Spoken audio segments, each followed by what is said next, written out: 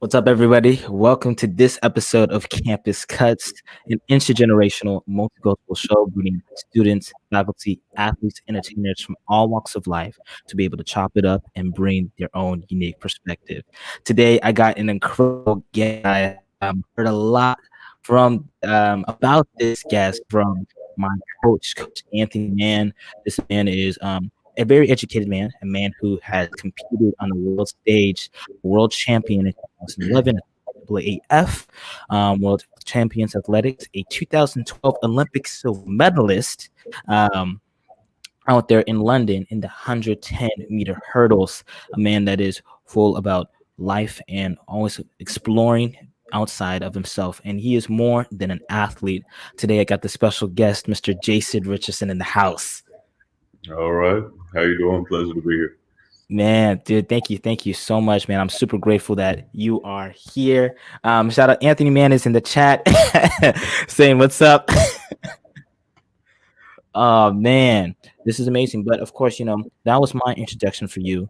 But I want you to just say what is your name, what's your current occupation in your hometown, man, and then after that we'll continue to get into it. All right, no problem.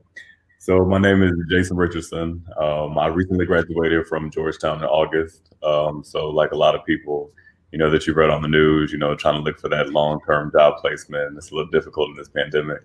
But in the meantime, right now I'm doing some consulting on a marketing level. So I work with about 3 or 4 small businesses, ranging from personal development to hair care to like a nonprofit and education. So I got my hands in a lot of different kind of bins when it comes to the consulting area. And I'm just exploring options until mid 2021, where I will end up having a full-time position with a pharmaceutical company. So just trying to, do what I can to keep my head above water, keep grinding this pandemic. And it's a blessing, though, because it's allowed a lot of free time to do, things like this Right. to encourage the next generation. And also just learn a lot about, myself and what the next steps are. So to get some like clarity. So count it all joy and just having a good time in the process. Man, that's good. I really love how you're saying like about the process. And this is Coach says, "Congrats, Georgetown grad." This man's crazy.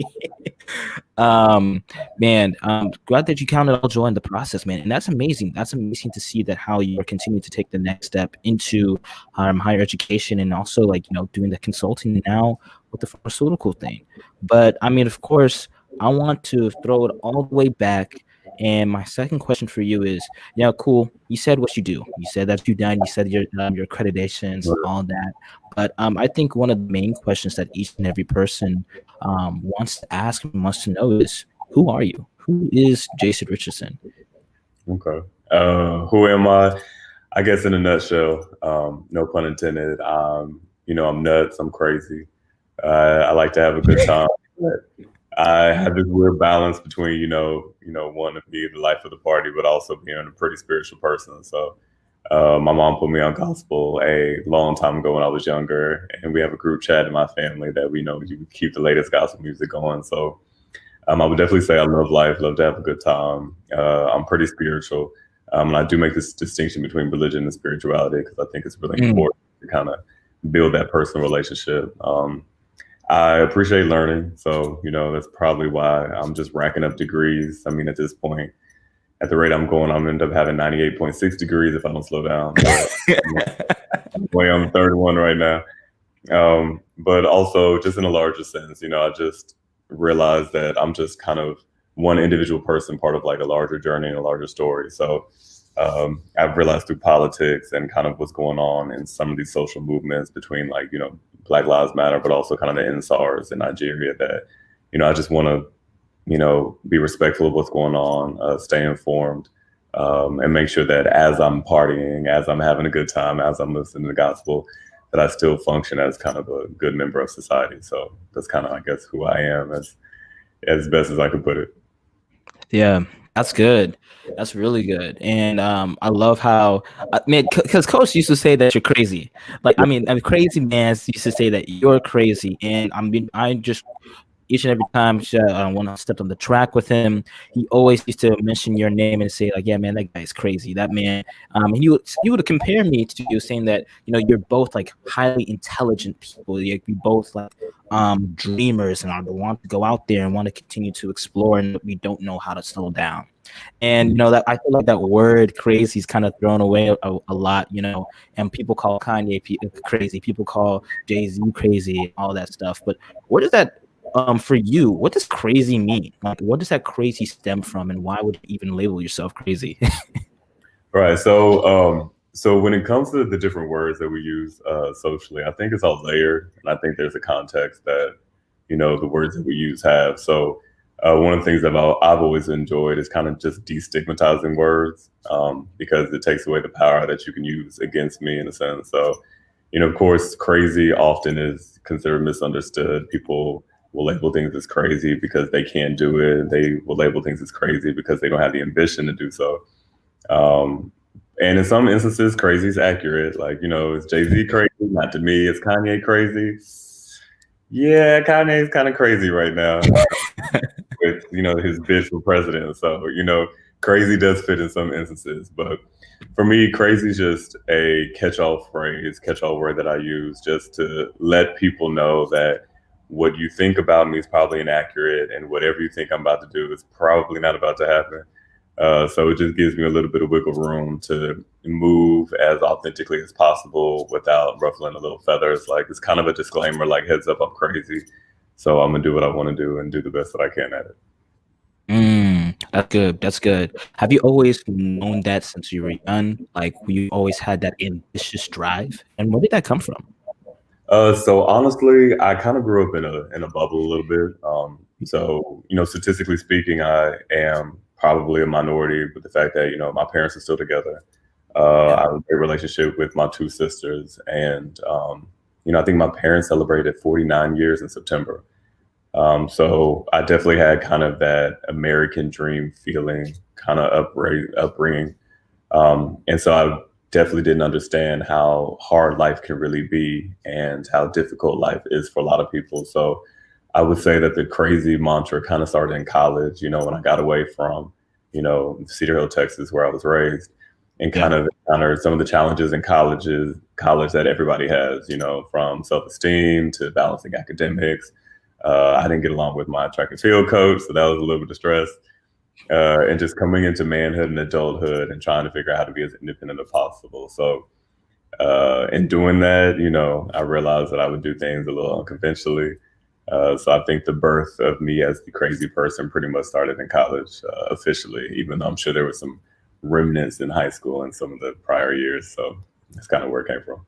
Man, man. Okay, that's amazing. That's really good, and I love the way that you talking about you want to destigmatize these words. And oftentimes, it's whenever I hear or think about words, because I'm a very much of a words of affirmation person. My mom, she grew up with a lot of me about like about the power of words and your ways of thought and all these metaphysical spirituality type of concepts. And I mean, of course, biblically, they says like James 2:26, like death and life does come from the tongue. And I love how basically, to be quite frank, the adage, sticks and stones may break my bones, but words will never hurt me, is completely false. Because especially now, especially in 2020, we have seen the power of words being misused and misguided, whether it's Right. politically, such as on Twitter, Instagram, and just also the impact of us being able to elevate our voices and being able to advocate change. So now, for you, somebody that was able to, who has this knowledge and this understanding, um, how has words been a representation of the way that you're able to live your life that is so successful? Because you're very accomplished, you are successful. Uh, I think I think using words effectively and respecting the meaning of words is important. So I think a lot of people will use words in a way to pacify situations, but that's not really how they feel. So if somebody asks you how you're doing, be honest and say, hey, I'm not okay, but I'm working through it. Don't say I'm fine if you're not really fine. And I think words have a lot of meaning, and when people abuse them, of course, that's what lends itself to these ideas of people lying, people twisting truth. We have white lies.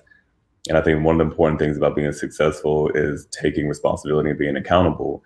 And where that can start is by being a man or woman of your word. And those daily uses of the right wordings to describe how you feel, the right wordings to describe the right situations, I think creates a pattern of living honestly and authentically. And in doing so, you can definitely attract a lot of success because you are moving with purpose and you're moving with intention. So when Mm, aren't using the right words for yourself, and when you're kind of lying to yourself a bit or trying to convince yourself of things that aren't true, that manifests itself outwardly into your actions with other people. So I like to think that, I'm not necessarily everybody's cup of tea. I'm not everybody. I don't get along with everybody. It's not because I don't try. It's just because that's kind of the person I am. That, hey, I'm not necessarily um, the person that has 100% retention rate when it comes to friends. But I think right. anybody that has ever been in my life knows that I'm a straight shooter. It might be straight between the eyes. But I use words intentionally. I keep it 100. I keep it honest. And Right. you know that if I say I'm going to do something, I'm going to do it. If I say I'm not going to do something, I'm not.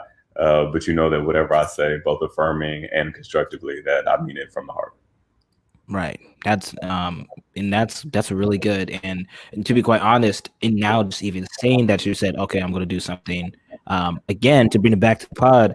I honestly didn't expect this to happen. Coach was like, yo, try to get him on the show. Like you need to talk to him. You need to talk to him one day. And each and every time of just growing up and being able to listen. Because when I first met Coach Man, I thought this man, like, who is this guy? Like he's just some Right. random cat. I don't know who he is. I don't know what he's about. And I honestly, this whole time, it wasn't until like last year that I finally, I thought everything that he was saying was cap, but it's not. Right, right. He's a good guy. He's a good guy. Oh man, and it's so I was really surprised that. But after having him on the show, he said, "Yeah, man, I think Jay Rich will really appreciate it." And I'm really surprised that you even followed through with even coming, because I know most people, especially with the requests, especially with people that aren't well known or people that are like coming off the radar and everything about that. Um, you know, I just didn't expect for you to come through. So again, I'm really humbled that you even decided to take a chance to come on. Well, I don't feel like I'm doing anything that is out of the ordinary. People asking for, you know, interviews and requests and podcasts and broadcasting opportunities I think are important, especially in sharing each other's narratives and just increasing the amount of dialogue we have, given so many different views that I think we're learning that people have. But I'm actually feel humbled in the sense that I get an opportunity to see kind of this new digital wave of a generation before me. So, when the show started, I got to see kind of the intro video and music and things like that. And I know that, people in their 30s like myself, we never thought of something like that to do in college. We never thought of something like that to do in high school. And so, a lot of people like to say like, oh, the generation after me is always, lazier, they're always Mhm. less productive. And I always push against that because, it's not the generations that come after us are, not as passionate or, don't have that same vision. It's that it's just a different vision and they have different means and medias to do it. So, I know the digital aspect is super huge for, Generation Z. And it's just interesting and amazing to see how that looks because, I'm a millennial that just kind of, my limit is kind of this Instagram, Yeah. Snapchat. I get real frazzled. These short moving too fast. But that's just the new wave. So it's just exciting to kind of be a part of this journey too. Yeah, man. Oh, dude. And that is such a great segue into what I even wanted to talk about is, you are a millennial and you have grown up in the way, in the spotlight a little bit, especially within the field of your former expertise, track and field. So, Mhm. like, talk about the transition of how, like, the popularity and, like, how was that transition for you being able to get into the limelight? And what it was it like for you to, like, to be on those big stages, and how has that change your worldview, and how's that shaped your perception to the man that you are today? Yeah, that's actually a really good question. So because track and field is kind of a global sport, there's an opportunity to kind of have a huge following beyond kind of like the United States. So Right.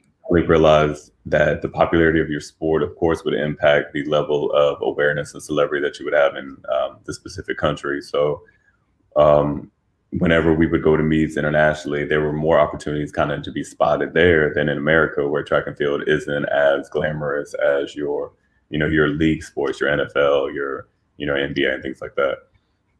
But what I will say is that it definitely did kind of course correct and provide a little bit of an audit, of the way I would act kind of in public, because I knew that, you never know who's watching. Mm. So, as mentioned, even in my crazier moments, you can only get so crazy because you don't know who's watching. And, sometimes, I would end up, going on Twitter and realize that somebody had seen me and was scared to speak. Or, I would get a DM in my Instagram, like, hey, I saw you here and there. But, and I just wish that I had spoken and things like that. And so, I think in a larger sense, people always say like, watch how you behave because somebody's always watching, and that's pretty much true. Your friends are watching your behavior. Your teachers are watching your behaviors. Your colleagues are watching your behavior, and they will make judgment based off of that behavior. So, I think a certain level of awareness, celebrity, fame, whatever you choose to call it, I think is a case study in just a clear sense of how much people pay attention and how it's always important to just be you in all ways of life. Because if you try and portray yourself as one way but you're living another, people pay attention to that, people clock that, Mm. people are aware of that, and it's just easier to create a brand and an identity that is based off of who you authentically are, and it just makes it easier for everybody. So I guess the takeaway is people are always watching. So in addition to giving them something to watch, make sure that it is who you are that they're watching and not somebody else. Mm.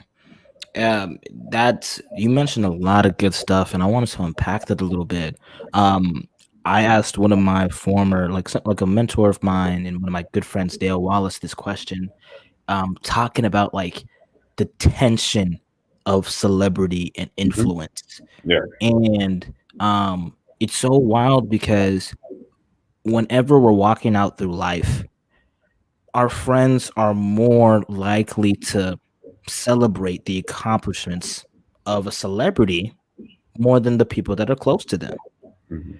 And I want to get your opinion on what celebrity, like, what is like, how has, what is your opinion on the idea of fame?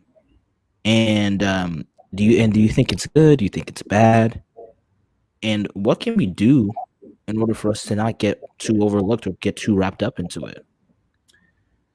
So that honestly, my answer definitely shifts depending on kind of the topic, and Yeah, it definitely feels situational. So fame in and of itself is a social construct right. that involves this idea of at least two players in it. So you're going to have the person who is famous, and of course, the person that perceives them to be famous. So, for instance, I don't think that Oprah necessarily considers Beyonce famous. That feels more like a lateral relationship where they are both very high profile with a lot of influence. But for people like us who don't have access to millions and billions, they so that perceived relationship is what makes fame what it is, and that perceived relationship is what has to be kind of considered when it comes to using fame effectively. So I do believe in fame. I do believe that you can't tell somebody how they feel about you when you become a public figure. So I don't feel famous because I look at the same person in the mirror every single day. Like I don't know anything Right. else but me. So I don't feel famous, but I can invalidate somebody that views my life aspirationally to be considered famous. Uh, Mm. but acknowledging that relationship, what I do is just be mindful of it. So, the platform that I do have, I try to, post things politically on Instagram that I agree with, bring awareness to social issues, just try and be amusing and funny and just bring a little levity to the everyday world, because I know that I do have a certain level of influence. So I'm not a huge fan of fame. I'm not a huge fan of the abuse that people are able to do with fame, like, your Bill Cosby's and all of that stuff. But what I do think is understanding that what's at the root of fame is influence is important. Right. So this influencer movement, I'm super attentive to, because I think that it is showing that it's not fame that is what people are really looking for. It's the influence. Mm, And so, speaking kind of what I said earlier, like this new digital wave has shown that anybody can become an influencer, anybody can become influential. It's just making sure that you figure out a way to harness that and tap into that, and then choosing what you want to influence. So for me, it's like fame bad, influence good. But usually they kind of are a package deal, and you kind of have to figure out how to use each aspect of them effectively. mm, that's good. And I really love how you were able to break that down in order to like to separate that, because oftentimes I just think about, man, um why do we get so fixed up and get so fixated on the idea that we're looking at somebody that, one, doesn't even know that we exist until we pop up, until we get in front of their face. We try to give them so much credit when you're around the people around you who are doing some great honorable work, and that may not be as big or not maybe as small. And also the idea that everybody does have influence. And I remember this, listening to the sermon, how in our lives, averagely, an average person will influence 70,000 people in their lifetime. Hmm. And now with social media, it is hyper inflated to the extent that Yeah. everybody influenced some way, somehow, one way or another. So I definitely think that you're absolutely correct in the way that you're able to break that down, man. And so, of course, this is the last topic I'm going to get around about, like, you and your collegiate career, because this is like podcast is more about like equity and diversity. Hmm. But so whenever you were like within the track and field world, um, and everybody's wish is to be an Olympian and all that. Did you ever expect that from yourself? Like, did you ever expect to be in that situation where, like, yeah, man, I'm gonna be on the world stage or whatever? Or was it just an accident? Uh, I would love to say that I sat Indian style in front of my TV when I was younger and pointed at it and said, "I want to be that when I grow up." But I actually literally stumbled into the entire life that I have right now. So nobody in my family is athletic. Um, my dad's an engineer. One of my sisters has a JD and works at a financial firm. The other sister has her master's in accounting. Like, I come from a type A family. Athletic, Yeah, not really a thing. I played soccer when I was younger because I was in Texas, and that's pretty much tech is a huge thing. Texas. Youth soccer and high school football. That's the two things that Texas is known for the most. Um, and I'm the last of the three kids that my parents had. So my sisters Mhm. are 8 years older than I am. So I remember a conversation my dad was just having at the kitchen table, because again, like, we actually ate dinner together. Mhm. I'm a Cosby kid. But I remember just the conversation they were having about, how, he just made a throwaway phrase, like, "I wish I'd played a sport," because, the full scholarship type thing. And so I was young enough to start getting into, organized sports in that way. So I was like, all right, well, let me just, go and do sports, and I'll go Ivy League, and, I'll take over the world. And so I was like, I'll just end up playing a sport. So I ran track, of course, during the summer, with Coach Mann and things like that. And then sophomore year is when I just kind of just out of nowhere started running fast. And then junior year, I ran a little faster, and senior year ran a little faster. And then it afforded the opportunity to go to college, and then winning NCs afforded the opportunity to end up being signed, with Nike out of school. Um, just kept running. I forgot what else to say. Just kept running and jumping, and got a contract with Adidas, and then just have just been running ever since. So now that I'm retired, I now have a chance to kind of sit down and kind of look at things in hindsight and kind of be thankful for the experience and where the journey took me. But in the moment, I was just doing what was next, just doing the next right thing next. But I never realized how much of an amazing dream that I had been living until you kind of pivot and have to figure out your next step. So Right. for a lot of people, I think there's certain paths that are pre-written for us that we kind of end up doing, like college itself.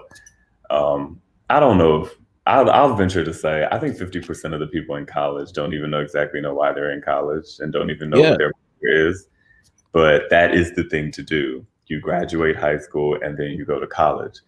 And so, kind of from my kind of opinion, my perspective, that's kind of what happened with this track thing. You participate in sports, and then if another door opens, you just continue to participate in it, and you do your best at it, and then eventually you arrive at a spot where you have to be reflective and decide what you want to do with it. So, if college isn't your thing, that's fine. But stick with it, see it through, and then at the conclusion of it, pivot and see where you want to go from that. But one thing my mom had always said to me is because I was born in the 80s, and my sisters were born late 70s, 80s, and at that time, being a housewife was more of the wave and more of the movement.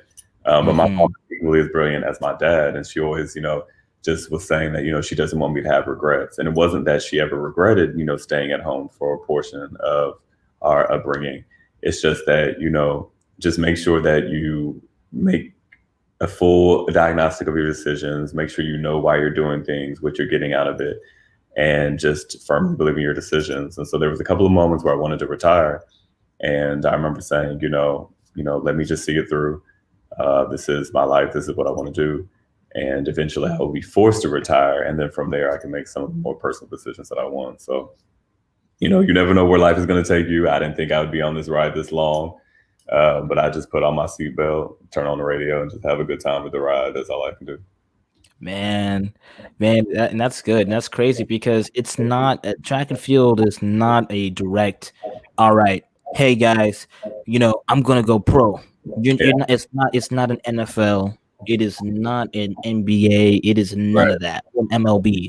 It is and I really look at track and field as a relationship, kind of like entrepreneurship, to be honest. It's like, hey, you know what? You got this. You got to build your repertoire. You got to find the people. You got to find the pieces. It's not promised at any given time. It can be taken away, and it's kind of like the sport. Again, as what you said was that in the U.S. it's not necessarily celebrated, but Right. globally it is like one of the top sports. But Mm-hmm. still, it's like, oh, okay, cool. And you don't after retirement you don't really hear, because some NFL athletes and NBA athletes, whenever they retire, most of them get like a TV deal or a show, Right. whatever.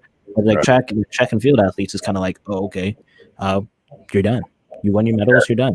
Great. You, I'm like, I mean, and again, this isn't any disrespect to the industry or a lot of the people that have done it, but the most natural segue is to coach. right. Um, and so, there are tons of professionally elite athletes who are coaching on, the high school and the collegiate level. Um, Personally, for me, I wanted a separation from track. I'd done it for so long that I just want a couple of years off. Will I ever coach? Maybe. But I definitely just wanted to have a very different next chapter of my life. But in deciding to do that, I was met with a lot of challenges because, to your point, you retire, you don't have anything on your resume from a corporate standpoint. Right. I never really had a real job. Yeah, like Nike and Adidas were paying me salary for a decade, and I was making good money. But like, I don't have any bullet points to put on a resume. Um, so like my resume that I've been using now, like I have been finessing like crazy. And when we talk about using words, I mean some of them words is, but they on there because you gotta do what you gotta do. But just the next step can be challenging if you have only stuck to one thing your entire life. So Right. I can impress upon you or any viewer is that all the things that you are interested in, all the things that you think you want to do, like explore them, in conjunction with the other things you want to do. Figure out how to mix them. Like the more opportunities, the more things you can be exposed to, just creates more access point for success to find you.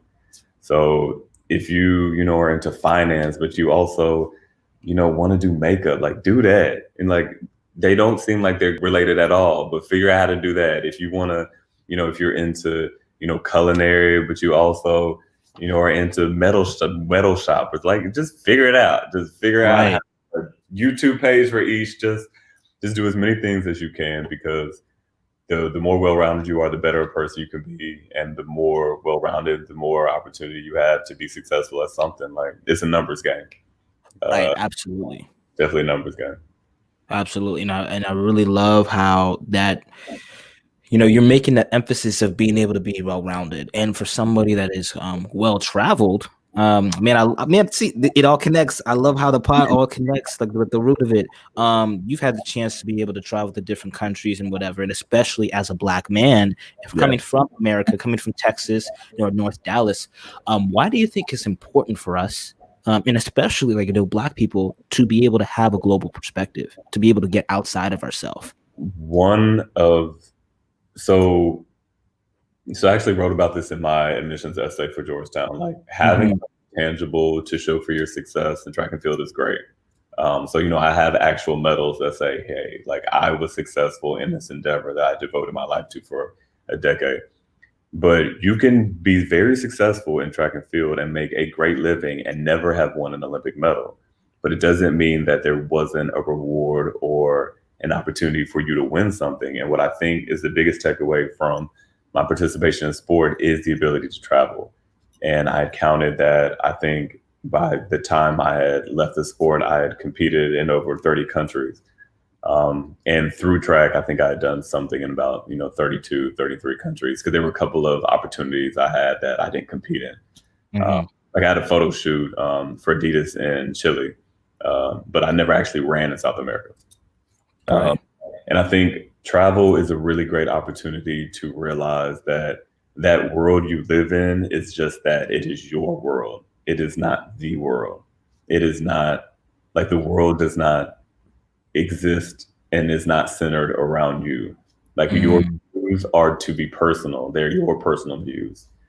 And, when I went to Morocco and really had a chance to kind of see such a different culture, you start to realize that, hey, like you're just a small person in a huge, world that we live in. And it provides the right perspective, so you start to realize that people are raised differently, people have different religions, they have different socioeconomic situations. Like when we talk about poverty here, this is a level of functional poverty here that in right. comparison to some parts of the world, like some people do not really know what like abject poverty really looks like. And that will inspire and will force a sense of gratefulness for the things that you do have that you don't get if you don't travel. Right. And for Black people specifically, what is so tough is that the predicament that we have is that, through, the act of slavery and the Middle Passage, like we've been largely robbed of a culture. We have done an amazing job, of creating our own culture that, of course, gets appropriated quite often. But Mhm. unique black, there's a unique Black culture that we've established here, but it doesn't have very deep roots.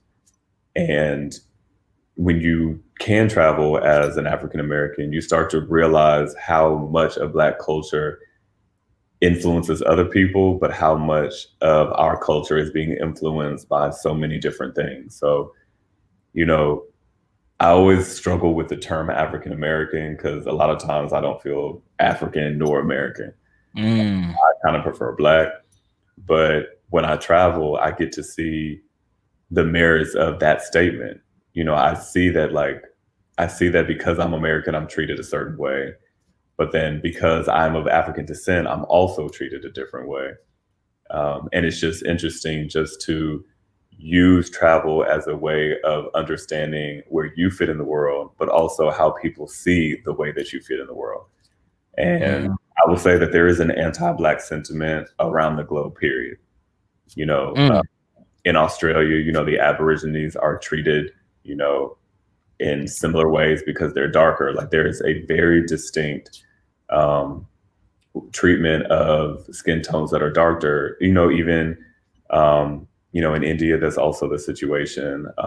And in Latin America, there are Latin countries where you can pass as Caucasian, and then there are more of the Afro Latin areas that struggle to be represented on TV and in right, their media and things like that. So by traveling, you realize that there is a uniqueness of everybody in kind of the African diaspora that we share. Um, and that's important because it helps you just realize that, you know, there's beauty in so many different cultures, so many different varieties, and just makes you proud to be Black because, hey, there's a lot of struggle from Blackness just everywhere. And there's nothing wrong in taking pride in it. And there's nothing wrong in just accepting that there's beauty in, being Black and the influence globally that being Black has had. So we are, what, 13% of the population, but we influence far greater the influence we have on decision making, on policy, on purchase power is far greater than our 13%. right. And so I think travel is super important for anyone of any race to have, just to humble you and make you realize you're part of a larger narrative that is, the human experience. But specifically for Black people, it is empowering. And it's also, it's also discouraging at the same point, but that's life. Like it's up and down. But Right. if anybody doesn't have a passport, try and go one place, every year. Start with the Caribbean because it's always easier. And Yeah. a lot of Black people in the Caribbean, but eventually, make your way to Europe. Make your way to Africa, make your way to Asia. But just travel if you can, because what I think is so crazy is politically, and I probably shouldn't say this, but like No, every bro. It's a free form conversation, bro. Like, I don't every care. it's crazy to me how like everybody who's screaming "Make America Great Again" probably hasn't actually left America. Yeah. Your middle American culture that like doesn't has not left America, has not had an opportunity to know what America really is in relation to the rest of the world will chant that and they will stand firm on that. But you know, we just need to realize that America is one of many countries. It's not the largest. It's not the most influential at this point. It is just a great country that people live in. But travel is important because just understanding what is going on outside of America is super important too. Absolutely. And I really loved how, man, there's a lot of great points that you brought in there. And one of the things that you again, what you stood out was the idea of making America great again. And you're looking at this surge of nationalism. I mean, of course, there's a difference between patriotism and nationalism. Right. And right now, we are living in a place where there has been a lot of nationalism uprising, whether here, whether in Brazil, some parts of Europe, and of course, you got infiltration of Russia and other like. There's a lot of there's a lot going on. A lot going on, like literally a lot going on. Yeah, bro. And see, and the thing is, oftentimes because maybe, and especially in an age where everything is so accessible, and like I really feel like this is kind of like Pandora's box, Yeah, where we have a little box where like open one thing, it's like way to so many different webs, and I was like, oh my gosh. But and the reason why it's important for us to be able to have that global experience, to be able to travel and get out, because it gives context of what's happening. And most times, I feel like there's a lot of fear of people really trying to do that because one, it's uncomfortable. mhm. Two, um, it's not easy, and then most importantly, three, it's some people don't have the means or the tools to be able to do that opportunity, whether economic, whether there's family support, but also maybe even the intrinsic drive to pursue something outside of themselves, which sucks. But hey, Yeah. Like I totally agree on that point. but man, and so we've been living in a time where we've seen everything, and so obviously COVID has changed the game, and so we were out. It's been like we're 10 months in or something like this. Almost a year since it happened started in China. Um, what has COVID-19 done for you? What has it exposed whenever you in your situation? Like how has it changed? So COVID, when I go back to being a spiritual person, like I know that, I'm not saying that I think God allows certain things to do to kind of shed light on the condition of a country, condition of the world, and the condition of the individual people within it and how they function. And Mm-hmm. so, what COVID has definitely taught me is just how damaging and damning this capitalist structure is. So, Mm-hmm. we are preached to have a savings account to last us 6 months. But when COVID hit, these companies couldn't even pay their employees for 6 months. So it's so crazy how, our society structures to benefit businesses and big business, and doesn't really help out, these individuals that need help. So in other countries, they have been consistently provided relief checks. They've been having, consistent messaging on COVID. But because America is very much so, a dollar-based country, consumer capitalism, we are just struggling managing this virus because we have an administration that puts the economy above the cares and the health of people. So that's kind of the whole, like, my democratic talking point. But personally for me, it has been frustrating because I graduated college the first time in a recession. And Wow. that was difficult in '08. We slid into the recession. And then, as fate would have it, I managed to graduate a second time as we In the slid recession. into the recession. Uh, so for me, it's kind of like, it's stressful, but that's life. But what it's forced me to do is sit down, as it has with all of us. Like I have to sit down, I can't go anywhere. And it's kind of it. What it does is, one, it forces you to realize what relationships are important and are necessary, Mhm. which ones aren't based off of the exchange of like proximity and the things that you go out and do. Like, who are the people that Mm. actually know you? Who are the people that you actually get along with? Who are the people that you can have a relationship with through text that you can't actually see? So I think there's a relationship benefit of COVID. Like, I know a lot of people have like fallen in love in COVID. I know a lot of marriages then fell apart during COVID. I'm not gonna name any names. Like, that's just what COVID has done. But Right. also, sitting down has allowed people to be a little bit more self-reflective because you can't look to externalities to kind of distract you a lot. So it's helped me kind of understand a vision of where I want for my life. Like at the end of the day, I think I would love to be part of a large company like a Visa, American Express, or even a larger sport property that deals with player experience, player relations. And I wouldn't have had the opportunity Mhm. if I didn't kind of get stuck going through the motions of like going to school, going to class, having a good time, repeat, rinse, and do it all over again. So I think having the opportunity to sit down and figure out what you want is important. Figuring out what you want out of relationships is important. But also because of the death toll, I think we're also being confronted with a spiritual sense of, of having faith to know that you can get through this, having faith to know that we hopefully will get through this, but also having a little conversation like, hey, if I do contract it and, I'm not one of the lucky ones, where will I eventually end up? If I am not fortunate enough to make it through. So I think COVID is a large magnifying glass that is really shedding a lot of light and making us examine very acutely the things that we really believe in and what are really important to us. So shout out to COVID.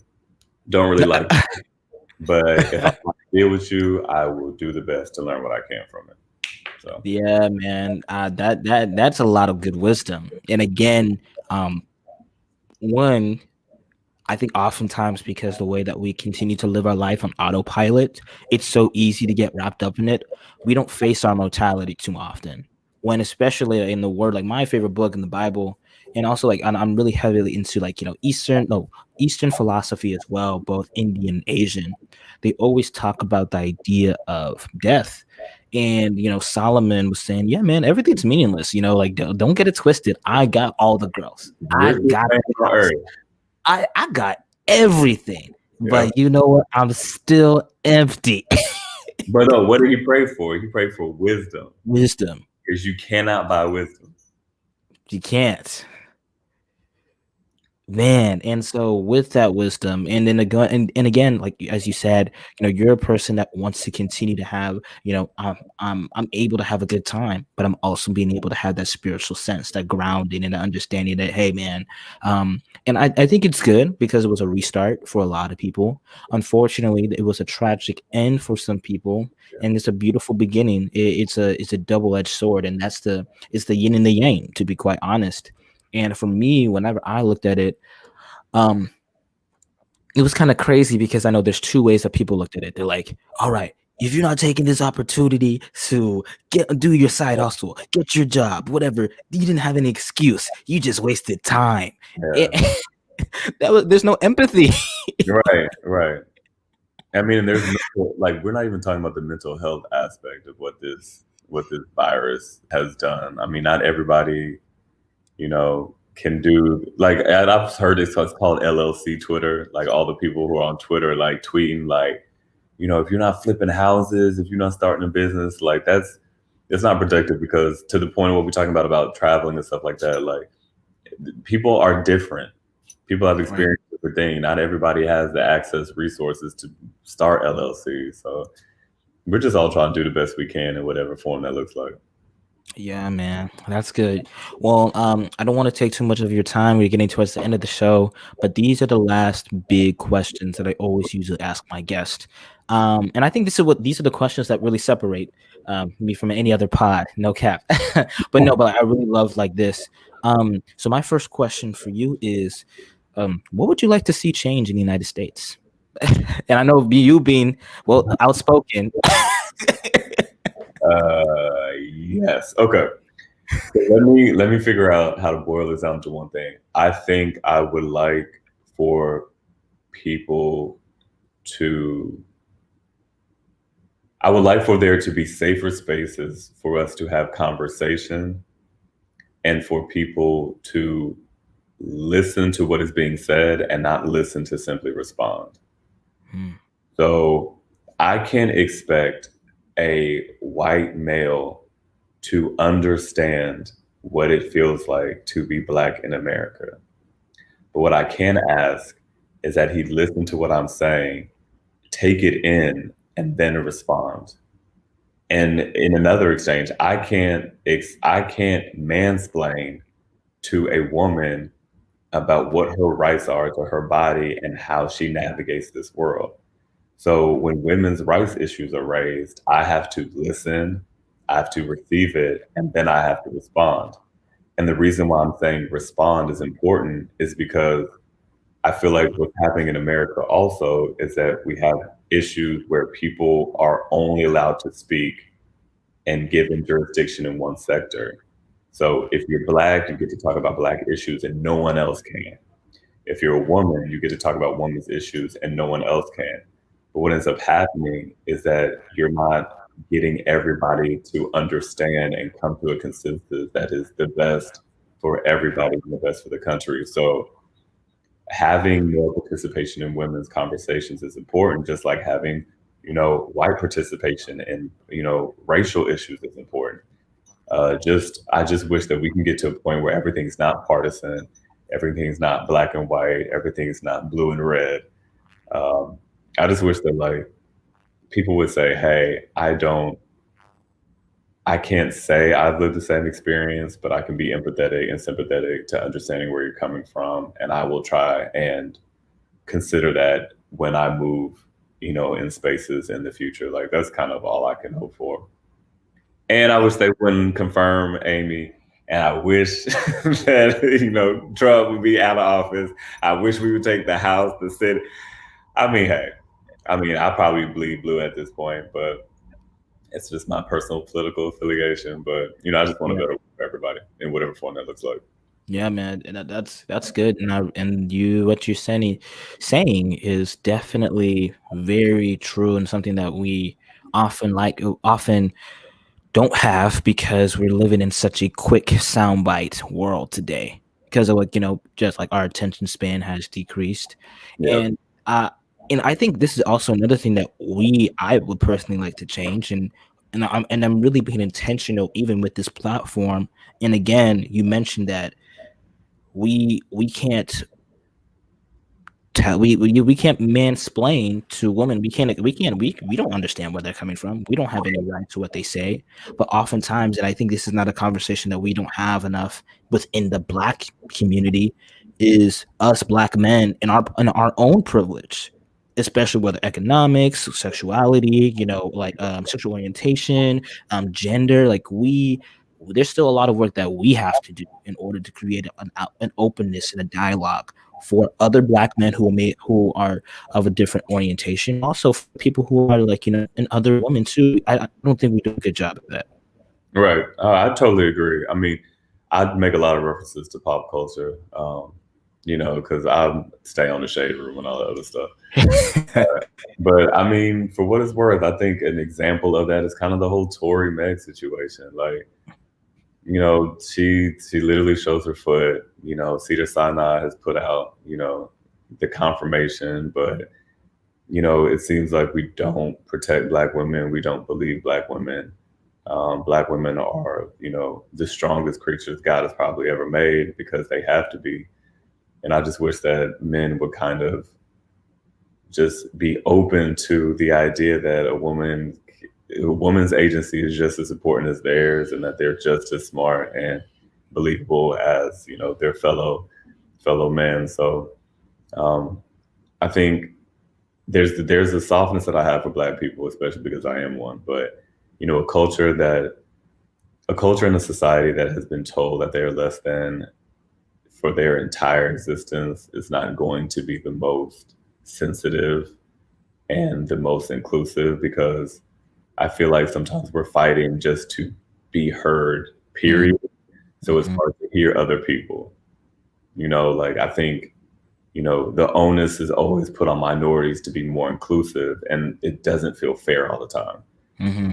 Um, but we do so because we know how important it is. And so I just feel like if you are Black, you know what it feels like to be Black. How can you be sexist? How can you be homophobic? Because you know what it's like to be discriminated against. And so I just wish that people would kind of realize that that same feeling of difficulty that you experience because you're a minority in one aspect should lend itself to a softness about how you feel about other minorities in other sectors. So um, I know it's tough for the Black community, and rightfully so, but I think we can do better, and we probably will do better in the future. Absolutely, absolutely. My second to last question for you, man, is um, what are three things that you would tell to your 21-year-old self? Uh, One, drink more responsibly. Kind of, yeah. Had a good time when I turned 21. I would also say that and this is probably unconventional, like everybody wants to impart like some deep wisdom. Yeah. I would say, to not try and act an age that you're not. Mm, You are 21. Be 21. Make mistakes, stumble out the club, um, fall in love left and right. Just be ridiculous at 21, because there will be a time where you turn 31, you'll turn 41, you'll turn 51. In each stage of your life, your priorities change. But wasting your youth attempting to be the mature one and attempting to have the priorities of a 30-year-old doesn't benefit anybody, because those that are 30 know you're a fraud, and those that are 20, like your age, is sitting up there like, why are you wearing dress shoes to the club with no socks? like it's just you just need to just enjoy being 21, enjoy that space. I wish I had done that. So that's the second one. Just kind of lean into the age that I'm at and realizing that I will make mistakes and that I have time. Um, and probably the third one, um, 21. The third one is to realize that at 21 I will have only been on this earth for 2 decades. Right. And of course I will think that in that short time that the things that I've gone through are monumental and huge, and things will never change that are bad. But God willing, if you live to 80, if you live to 90, if you live to 100, it is a fraction of your life. And those huge decisions that you think are monumental at 21 won't be a drop in the bucket when you're 40, 50, and 60. So I probably would say just like relax. Yeah, you might be beefing with your coach, but you can't coach you for the rest of your life. So just kind of just realize that things are huge today, but they won't be tomorrow. And your goal in life is just to have a hell of a time for as long as you can, and just accepting that when you're earlier, it makes the ride a little smoother. That's good, man. That's some good, man. This is some good wisdom, bro. Last question, man, is like, what do you want your legacy to be, bro? My legacy, I hope my tombstone says that, you know, I don't know that I would like to make a difference. If it's in one person's life or 10 million, I just want to make a little bit of a difference. I want to have a balanced life. I want to have great relationships. I also would like to make a fair amount of money. I would like to, influence people positively, but I also want to make a few mistakes along the way. So, my legacy is that, I took the life that God gave me, and in addition to doing the best that I could with it, that I had a great time while I was here and while I was living it. So, I know that there are a lot of things I could be doing better. I could be fasting more, and I could be, TD Jakesing it up more, and reading the Bible for the third time. But I just believe in a little bit of balance and having a good time and just enjoying, this gift that God gave me. So hopefully that's the legacy I leave. That's good, man. That's amazing. This is my last segment of the show. It's called the Speak Life segment, as I mentioned earlier, where I just get a chance. My favorite, I get the chance to speak life onto my guest. So here he goes, Mr. Jason Richardson. Man, you are crazy, man. But I just want to say, man, first off, what you said, that your last point of being able to talk about your legacy. And I, from my perspective, from somebody that is inspired by you, has heard stories about you, who has read about you, who's watched your videos, who's watched, your Olympic career, and is like, oh man, you've done that. You have inspired me, and you have inspired millions, and you are continuing to inspire. A man, from your individuality, from the way that you continue to speak your mind authentically, and how you pursue to live an authentic life in a world where that authenticity is either stripped or diluted. You are the embodiment of that. Sir, I just want to say thank you so much for your dedication, for the way that you continue to represent yourself, for your opinions, and being able to state who you are unapologetically. It is an amazing feat to see your success, and how that, no matter what, that hasn't changed you, but has continued to enhance your worldview, and how you're going to continue to make an impact today. So I just want to say, man, thank you so much. It's nothing but love from my end, man. And as a brother in Christ, I just want to say that I love you, and I'm super proud of all that you've done. And I just want to say again, thank you so much for coming on the show, because it humbles me that you decided to take the time, an invaluable resource, to be able to spend it with some random kid. So I'm super grateful. So I'm thankful that you had me on. I'm thankful for the platform, the opportunity that you gave to kind of just, share my view of the world, and have this back and forth with the next generation. And I know that these safe spaces that you've created will influence a large mass of people that will hopefully create the world and the America that we want to see in the future. So I'm thankful for people like you making an actionable change in the way that we communicate with each other. Thank you. Where can the people find you at, if you want the people to find you at? Yes, come find me on social media. Not my house, so no address. So on Twitter and Instagram, I'm JRich, JAIRICH. Don't know where the I came from, but I picked it when I was younger and I kept it the entire time.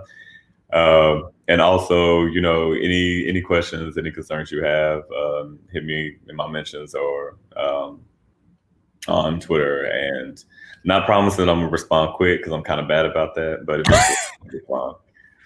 And we can just keep the conversation going. Yeah. And thank you so much, everybody, for watching. And we are